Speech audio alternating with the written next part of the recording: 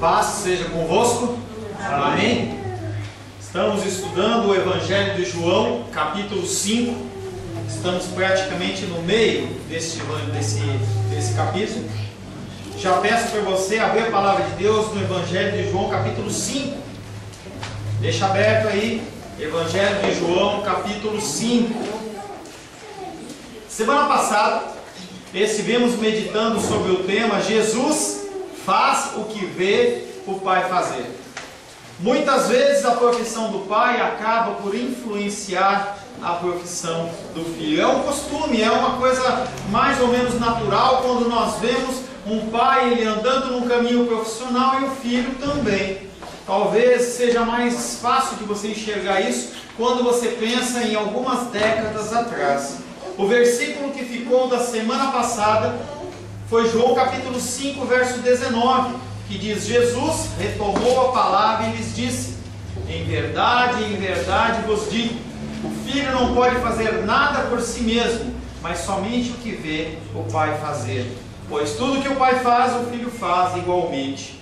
Dentro da nossa sociedade, nos dias atuais, por nós temos esse conceito de independência, nós precisamos ser independentes. Muitas vezes nós temos dificuldades de seguir os caminhos dos nossos pais, ou mesmo ficar sob o cuidado deles. O desejo de vencer a todo custo pelas nossas forças, o que não é demérito nenhum, de acordo que você faça isso segundo as motivações corretas, não gera nenhum tipo de dano. O que acontece é que a grande maioria dos nossos desejos e as nossas vontades são maculadas pelo pecado. E isso aí gera um problema. Quando nós vemos o exemplo do nosso Jesus, que era alguém que fazia apenas o que via o Pai fazer. Ele era o Filho amado em quem Deus tinha prazer. Somos chamados como cristãos a desenvolver as atividades em continuidade à obra de Jesus. Você não tem que fazer nada por sua conta, e sim dar continuidade ao que Jesus deixou para que nós fizéssemos. Meu tempo não é o meu tempo. A minha vontade não é a vontade dele tem que ser a minha vontade. Você, como uma pessoa que realmente recebeu Jesus Cristo na sua vida, você agora tem um Senhor.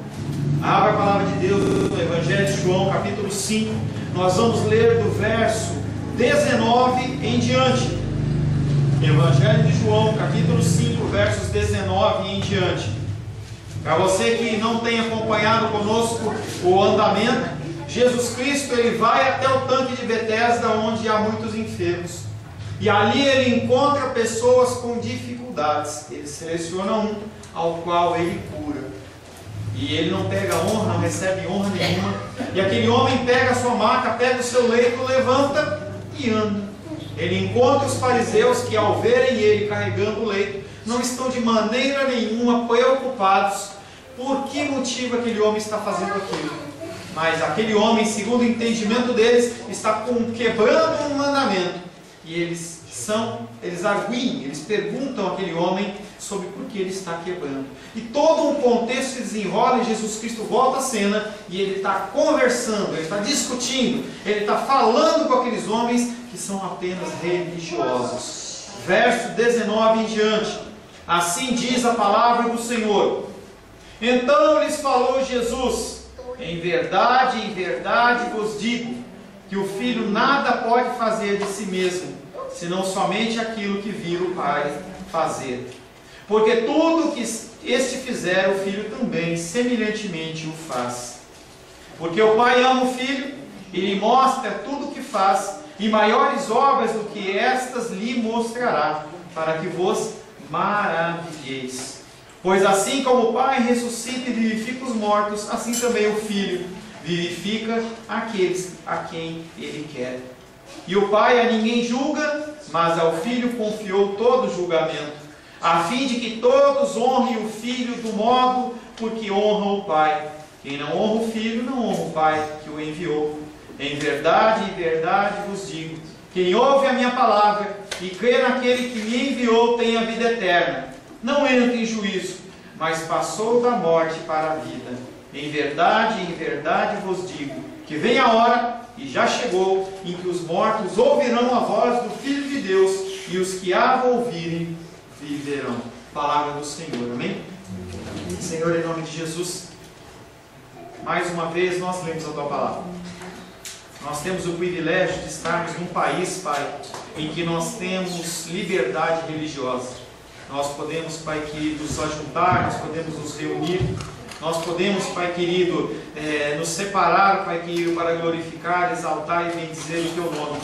Isso é um grande privilégio que o Senhor nos dá, Pai. E nós queremos nesta noite, mais uma vez, pedir ao Senhor que o Senhor fale conosco. Que o nosso espírito seja um espírito quebrantado para receber de Ti os ensinamentos.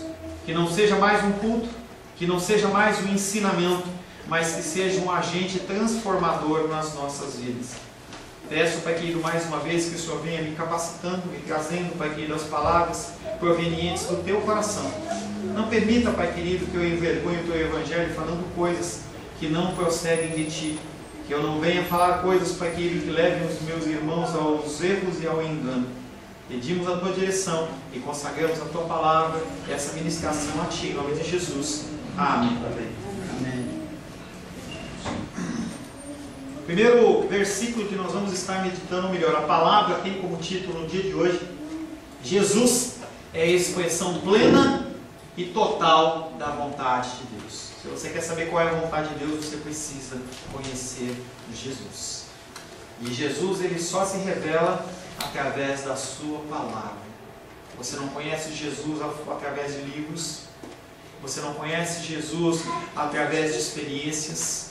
Você não conhece Jesus através de meditações, religiões diversas, mas você só conhece Jesus através da sua palavra. O Senhor escolheu se descortinar através da sua palavra.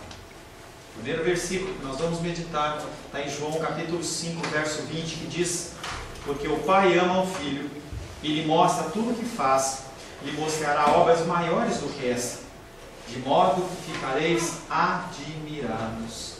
E nós entramos num terceiro porquê. Talvez você não tenha reparado nos versículos anteriores, mas todos eles começavam com um conectivo. Algumas versões com pois, outro porquê, ou qualquer outro tipo de conectivo. Mas na verdade o Senhor está trazendo uma série de explanações, na qual um versículo ele é automaticamente ligado ao outro. E nós estamos nessa sequência do capítulo 5 no terceiro porquê. Esse terceiro porquê que nos explica como é que o filho pode fazer o que o pai faz. Simplesmente porque ele ama o filho e ele mostra ao filho tudo o que ele faz. E aí um ensinamento para você é que apenas aqueles ao qual ele ama recebem esse tipo de conhecimento. Nós como pais, nós como mães, nós procuramos agir de uma maneira cordata junto com as pessoas que nos cercam, mas na verdade, aqueles que são mais próximos e como mais sanguíneos eles forem, mais nós nos importamos com eles. Mesma maneira acontece em Deus e acontece com Jesus. E o Senhor, ele se revela de uma forma progressiva, de uma maneira diferente para mim e para você. Porque o objetivo não é que você venha conhecer mais ou conhecer menos, ou você se exaltar mais ou se exaltar menos, mas que você cumpra o propósito ao qual o Senhor tem destinado para você. Todos nós temos uma função, todos nós temos um propósito. O ser humano, quando ele começa a procurar, ele fica incomodado, porque ele fala assim: eu não sei o que eu tenho que fazer. Você ouve os filósofos e eles falam: ser ou não ser, eis a questão. Porque as pessoas elas ficam procurando, buscando o seu propósito. Mas esse propósito ele só é revelado à medida que você conhece a Deus. Você não conhece a Deus através do seu esforço físico, mas você conhece Deus a partir do momento que Ele quer se revelar a você. E o Senhor ele se revela de uma maneira diferente para mim, diferente para cada um de nós. Isso não é acepção, não é separação, mas simplesmente Ele vai se revelando conforme a necessidade para que você cumpra o propósito ao qual você é designado. Entendendo sempre que você não tem que ficar numa rede, paradão, sem fazer nada. Você tem uma responsabilidade de buscar o Senhor. E aí, quando a sua vontade, ela entra em concordância com a vontade do Pai, as coisas acontecem. O Pai ama o Filho e o Filho também ama o Pai. Diferentemente de nós, o amor do Pai e do Filho, ele pode ser revelado de uma maneira pura e perfeita. Mas nós, de uma maneira diferente, nós não conseguimos. O Senhor Jesus Cristo com Deus, ele tem um relacionamento perfeito. E eles conseguem, entre eles mesmos, se relacionar de uma maneira perfeita e poderosa. Incluindo o Espírito Santo nisso, acontece a mesma coisa. Eles se relacionam de uma maneira perfeita.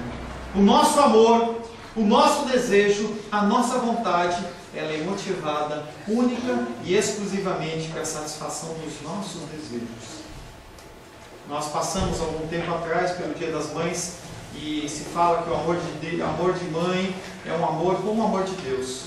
Não poderia ser uma afirmação mais errada, porque o amor de mãe, como o amor dos pais, como o amor das pessoas, é um amor que pode ser mais ou menos destinado, mas existe para satisfazer um desejo da própria pessoa. Há esse vínculo do pecado em relação aos nossos desejos e os nossos anseios. Porque quando os nossos filhos não fazem o que nós queremos, nós ficamos irados, não porque eles não cumprirem, sim porque eles nos desobedeceram. E aí você tem que entender que há o parâmetro bíblico, que realmente ele tem que ser corrigido, e você tem que entender que não é o mesmo peso de uma correção simplesmente porque o teu filho ou a tua filha desobedeceram. Entendendo que tem que haver o respeito, sim, para uma boa ordem do lar. Como que o amor do Pai se manifesta? Ele se revela através de tudo que ele faz, mostrando para o Filho. Como é que Deus mostra esse amor para Jesus? Se revelando na sua plenitude a Ele. Mateus 17,5 diz: falava ele ainda quando uma nuvem luminosa os envolveu. E eis vindo da nuvem uma voz que dizia: este é o meu Filho amado, em que me comprazo. A ele ouvi. O Senhor, nesse momento, ele olha para Pedro, ele olha para João e fala assim: gente, presta atenção em Jesus. Jesus Cristo tem algo a te falar. Ele é o meu Filho. Ele é alguém que revela a minha presença, o meu ser, na sua plenitude. Para Ele eu mostro as coisas, para Ele eu falo as coisas, para os outros eu falo de uma maneira diferente. E como que o Filho demonstra esse amor ao Pai? Ele demonstra esse amor ao Pai através de uma perfeita obediência. O que Ele manda fazer, Jesus Cristo faz. João capítulo 14, verso 30 e 31 diz: já não falarei muito convosco, porque aí vem o príncipe do mundo, e ele nada tem em mim. Contudo, assim procedo para que o mundo saiba que eu amo o Pai, e que eu faço o que o Pai me ordenou. Levantai-vos e vamos daqui. Tenho falado constantemente sobre isso. E se eu continuo falando é porque algumas pessoas ainda não entenderam. Ser cristão não é você ter uma carteirinha de igreja, não é você frequentar uma igreja, ter algum procedimento religioso, mas é você obedecer o que Jesus Cristo comanda que você faça. Quando você faz, você está mostrando e falando para Ele: sim, Jesus, você é o meu Senhor e eu te obedeço. A tua demonstração de amor não é ficar falando: ah, Jesus, eu te amo, tu és lindo, tu és maravilhoso, ou você ir lá comprar uma flor e colocar num lugar e falar: oh, Jesus, essa flor é para você. Mas é você obedecer. Os princípios bíblicos têm sido expostos a você e você tem que colocar esses princípios em prática. Quando você faz isso, como Jesus fez, Deus ele olha para você e fala: filho amado, filha amada, em quem eu tenho prazer. A perfeição da Trindade se revela aqui. Nós vemos o relacionamento de Jesus Cristo com Deus, em que não há um princípio hierárquico de comando em que um manda mais, simplesmente funções diferentes. Outro conceito que eu tenho falado domingo após domingo: eu não sou melhor que você, eu não sou mais importante que você, a minha oração não tem mais força que a sua, eu não estou mais perto de Deus do que você. apesar das pessoas acharem que, eu entendo, você como está enfermo, você quer uma visita normalmente do pastor, eu entendo isso.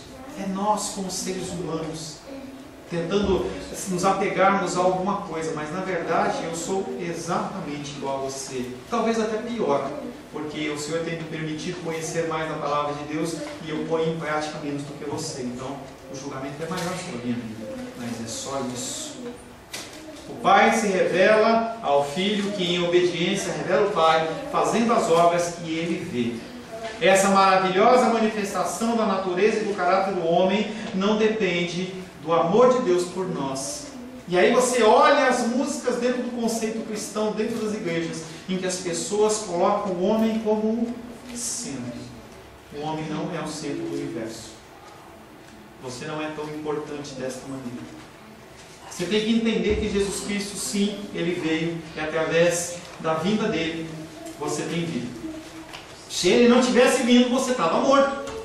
Não tem como você ter acesso a Deus sem ter Jesus como intermediário. Não há como. Mas você não é a primazia da vida de Cristo. Jesus Cristo vem, primeiramente, para obedecer ao Pai, glorificar ao Pai e cumprir a palavra de Deus. E nós vamos neste pacote no qual nós somos privilegiados, aceitos na família de Deus. Teocentrismo, Deus no centro. Humanismo, homem no centro. Hoje nós vemos sociedades acabando, casamentos acabando, filhos rebeldes, uma série de lutas e dificuldades, simplesmente porque nós queremos colocar o homem no centro. E isso está errado. Isso está errado. Obras maiores, porque o Pai ama o Filho, Ele mostra tudo o que faz, mostrará obras maiores do que essas, de modo que ficareis admirados. Maiores do que as curas, maiores do que as curas. Maiores que a justificativa de Jesus Cristo sobre o ensino do dia de descanso, maior do que isso, muito maior do que isso. O Filho, em obediência ao Pai, lhe mostra e assumirá a autoridade e as prerrogativas do próprio Deus, entendendo que quando ele se encarna, ele se despoja da sua glória e ele se submete ao Pai. Uma coisa que eu e você temos que aprender a fazer, nos submetermos à vontade de Deus. Quando você entende sobre soberania, quando você entende que Deus está no controle, você sofre menos. Porque você sabe que tem um Deus poderoso que está assim, controlando todas as coisas. E esse Jesus, pela sua obediência, ele começa a receber de Deus algumas coisas que apenas ele, na sua figura de divino, pode agir. A primeira coisa que ele pode fazer é dar vida aos mortos. João capítulo 5, verso 21 diz: pois assim como o Pai ressuscita os mortos e os faz viver, assim também o Filho dá a vida a quem quer. Não era algo que Jesus Cristo fazia, mas que lhe foi concedido. Também ele pronunciará o juízo final. João capítulo 5, verso 22 diz: porque o Pai a ninguém julga, mas confiou ao Filho todo o julgamento.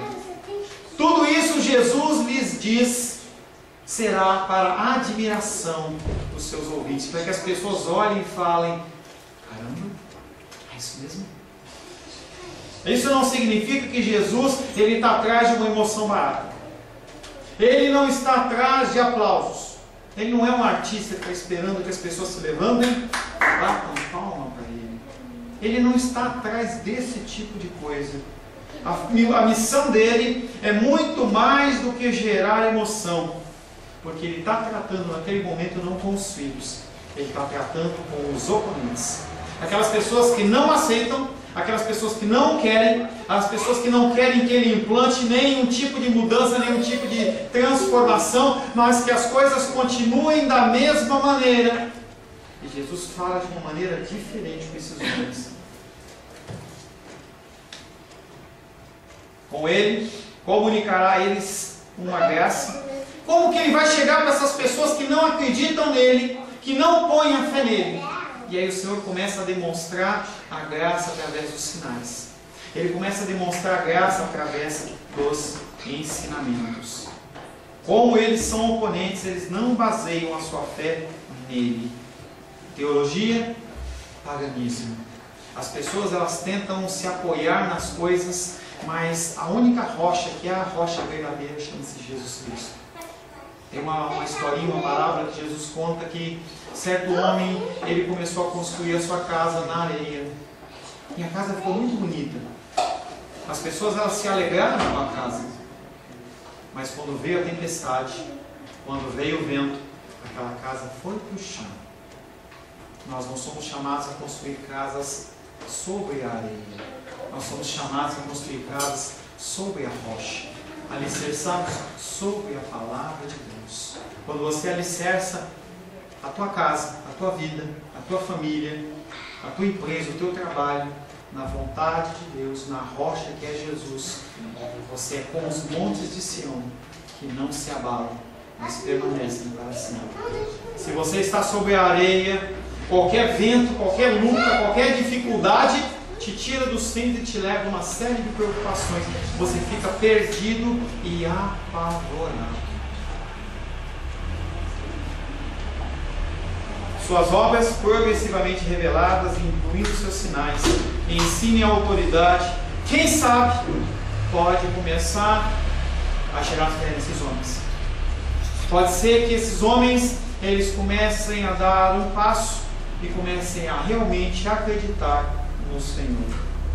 João capítulo 5, verso 21 diz: porque assim como o Pai ressuscita os mortos e os faz viver, assim também o Filho dá a vida a quem quer. Mais um porquê. Esse é o quarto porquê ligado ao versículo anterior. Mais uma vez o princípio da soberania ele é apresentado. Jesus Cristo faz o que vê o Pai fazer. Tem um texto muito conhecido em 2 Reis capítulo 5 verso 7 que diz o seguinte: tendo lido o rei de Israel a carta, rasgou as suas vestes e disse: acaso sou Deus com poder de tirar a vida ou dá-la? Para que este envie a mim um homem para eu curá-lo da sua lepra? Notai, pois, e vede que procura um pretexto para romper comigo. Uma história muito conhecida da história de Naamã. Naamã, um general de um poderoso exército, ele contrai lepra.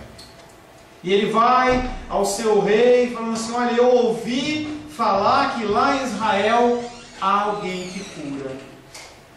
E aquele homem vai ao rei, o rei faz uma carta, e ele chega na presença do rei de Israel e fala assim: olha, eu trouxe essa carta. E o rei não vê aquilo como uma oportunidade de Deus, mas ele fala assim: essa pessoa está procurando algum motivo para romper relações comigo, e quem sabe invadir a minha terra. E ele rasga a sua veste. E na sequência desse texto ele é direcionado a Elias, o profeta. Um homem que era poderoso em obras, poderoso em palavras, mas ele não vai ver o general. E a história todos conhecem, em que ele dá um comando para ele se molhar e se lavar 7 vezes no rio, então ele é limpo e curado. Embora o filho não possa fazer nada de si mesmo, a sua vontade, o seu prazer, as suas escolhas, tudo está completamente de acordo com o Pai. Quando você pede algo que está de acordo com o Pai, quando as suas vontades elas não são direcionadas pelo que você faz ou que você quer fazer, entra em concordância com o que Deus fala, as coisas acontecem.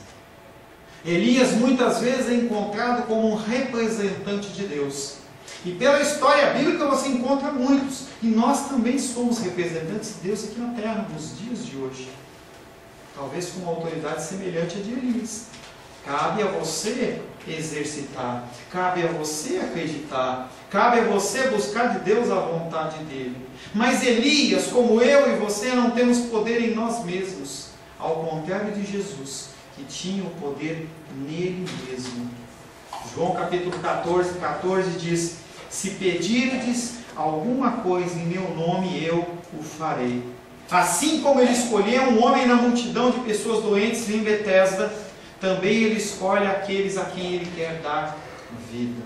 Não são todos que vão ser salvos. Não são todos que vão conseguir a salvação. João capítulo 15, verso 16 diz: não fostes vós que me escolhestes a mim, pelo contrário, a fim de que não fosseis vós que me escolhesseis a mim, pelo contrário, eu vos escolhi a vós outros, e vos designei para que vades e deis fruto, e o vosso fruto permaneça, a fim de que tudo quanto pedirdes ao meu Pai em meu nome, Ele vos conceda. Pastor, tem tanta coisa que eu peço a Deus e eu não recebo em nome de Jesus. Será que a sua vontade está em consonância com a vontade do Pai? Será que os seus desejos e as suas vontades, elas realmente fazem parte da vontade do Pai? Se não for, você vai ficar a tua vida inteira orando e não vai acontecer absolutamente nada. Jesus acaba de levantar um inválido. A gente viu esse texto em João capítulo 5, 8, quando ele pula e fala: levanta-te, anda, dando-lhe saúde e liberdade, com isto dando vida a um povo morto, esboça-se um novo horizonte de vida para a humanidade oprimida. Jesus Cristo, Ele vem para dar vida, Ele vem para vivificar o seu coração, levar você a um caminho correto, tirar você da tua zona de conforto, te afastar do pecado e te colocar sobre um trilho firme e bem afirmado. Os religiosos não. Os religiosos, eles querem apenas domínio e controle.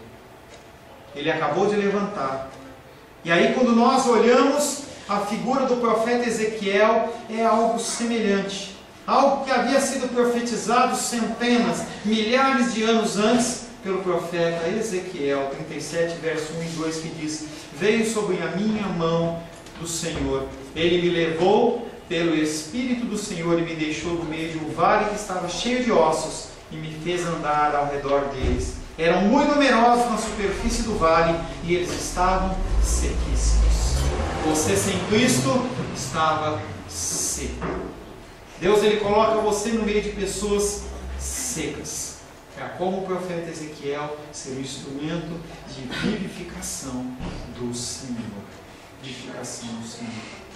A ação de Deus para com o homem consiste em dar-lhe vida, eliminar toda espécie de morte, e igualmente o é a ação de Jesus. Ele dá vida, comunicando o Espírito recebido do Pai, que completa o ser do homem. Sem o Espírito Santo, você é vazio. Sem o Espírito Santo, você anda nas tuas forças.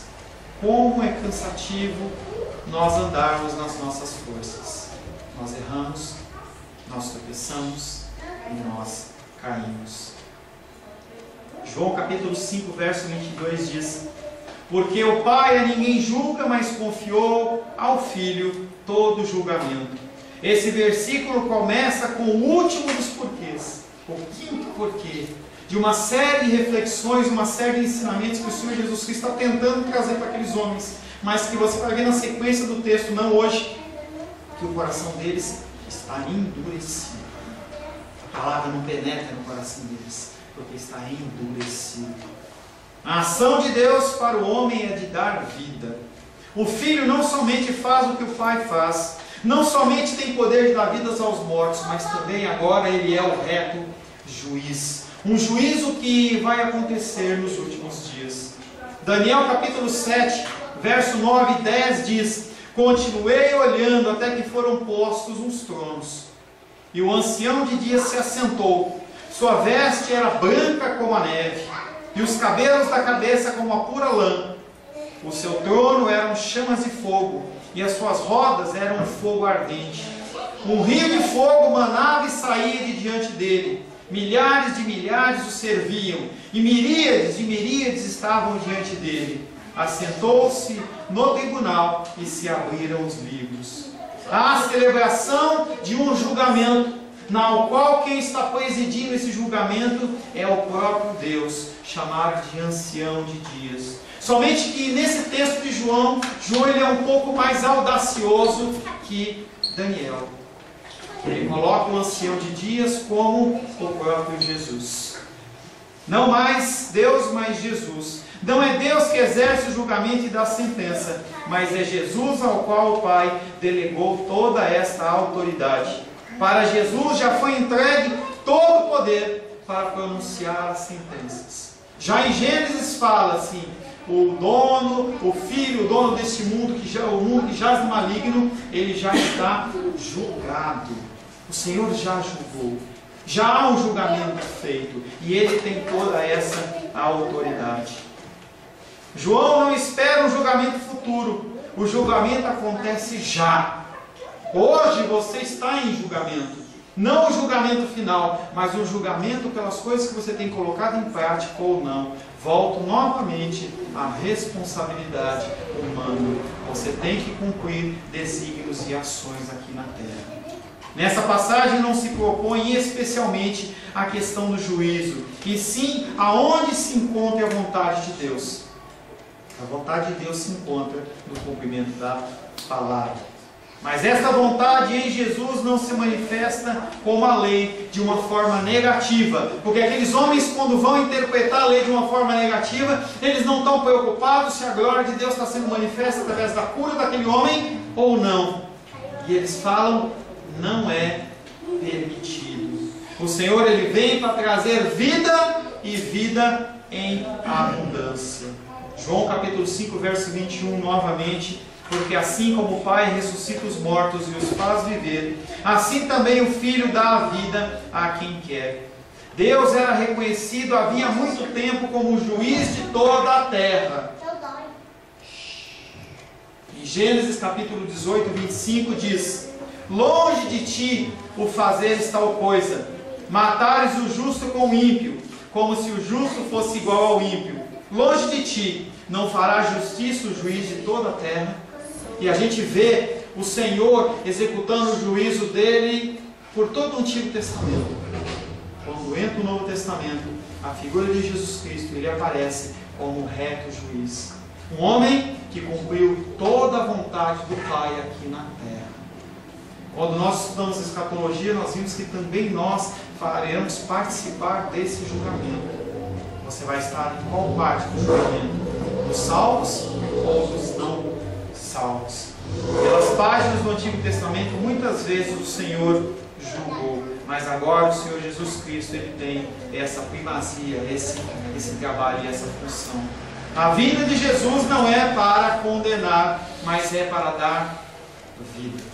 Só que no dia do juízo, hoje de manhã me perguntavam, falando assim: pastor, será que não vai ter possibilidade de você se arrepender no dia do juízo?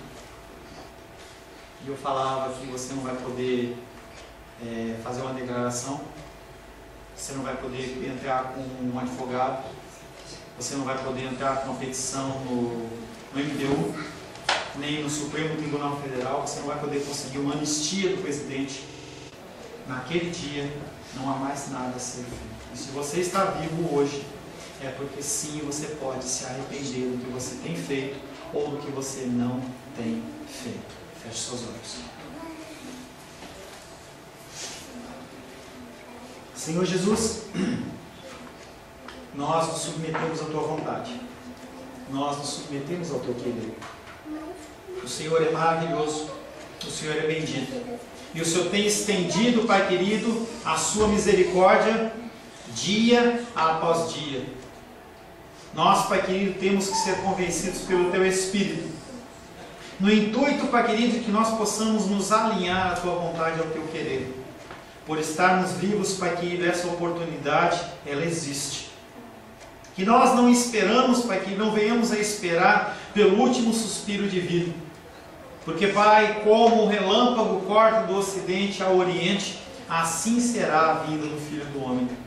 A morte pode nos alcançar antes mesmo que nós venhamos a nos arrepender. Por isso, Pai querido, pedimos ao Senhor, em nome de Jesus, que o Senhor nos constrange, que o Senhor venha nos ensinar e a nos instruir, para que nós possamos ser semelhantes ao Senhor. Em nome de Jesus. Amém. Glórias a Deus. A paz seja convosco. Meu nome é Paulo César. Eu sou pastor da Igreja Cristã Semente de Vida, aqui em Brasília, Distrito Federal. Me alegro que a palavra tenha te alcançado. A palavra faz isso. Ela alcança as pessoas aonde quer que elas estejam. E você foi agraciado com esta palavra. Não que eu tenha nada especial a te dizer. A palavra ela é suficiente e ela usa quem ela quer. E eu me alegro por ter sido um canal para poder te abençoar. Mas eu quero te dizer que não basta você ser um ouvinte, não basta ser uma pessoa que se alegra quando você ouve a palavra de Deus. A vida, ela é feita de decisões. Se você está ouvindo essa palavra hoje, eu creio que o Espírito Santo tem um propósito especial com você. Muito mais do que prosperidade, muito mais do que uma cura física, uma cura emocional ou espiritual, Ele quer te alcançar para a vida eterna. Nós investimos nosso tempo, nós investimos as nossas forças em coisas terrenas, mas o Senhor, Ele tem muito mais a oferecer. Ele tem sim para você a cura, Ele tem sim para você a prosperidade, mas Ele tem muito mais que isso. Submeta-se a um Deus que Ele é capaz de mudar e transformar a sua vida por completo. Creio que o Espírito Santo Ele é capaz de tocar o teu coração. Quero pedir que você curve a sua cabeça. Senhor, em nome de Jesus, coloco na tua presença essa vida que ouve esta ministração, que ouve esta palavra. Pai, eu não tenho capacitação nenhuma, mas o teu Espírito Ele é capaz sim de tocar nesta vida, gerar nela mudança, transformação, arrependimento, e que ela possa simplesmente bater no peito, convencendo-se que é pecadora e que precisa de um Deus salvador. Não há um caminho a ti, meu Deus, que não seja através de Cristo. E eu lhe peço, Pai querido, que você alcance essa vida e ele possa sim tomar uma decisão pessoal pelo Senhor, em nome de Jesus. Amém. Amém, meu querido. Amém, minha querida. Fico contente que você esteja ouvindo essa ministração até o fim. E peço que você não se limite a ouvir os cultos pela internet. Você procure perto da sua casa uma igreja, um lugar que proclame a palavra do Senhor. Eu oro para que o Espírito Santo te direcione nessa busca, porque muita coisa tem sido oferecida que não é o Evangelho. Eu abençoo a sua vida em nome de Jesus. Amém.